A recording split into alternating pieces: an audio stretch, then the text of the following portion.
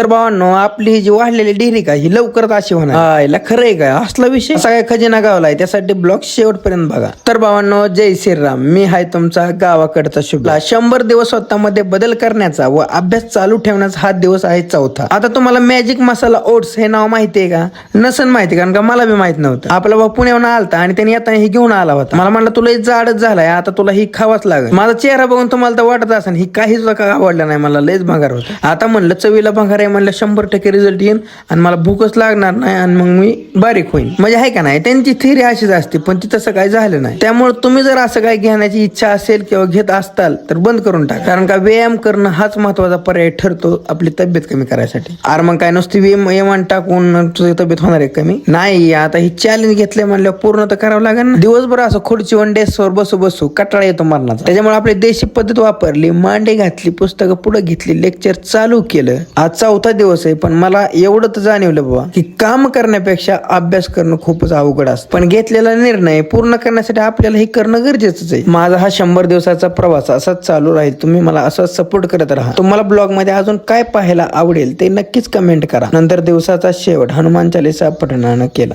रजनी मन मुकुर सुधारी बरणो रघुबर भीमल जसो जोदायको फलचारी बुद्धिहीन तनु जानिके सुमिरो पवन कुमार बल बुद्धि विद्या देहु मोहे हरो कले.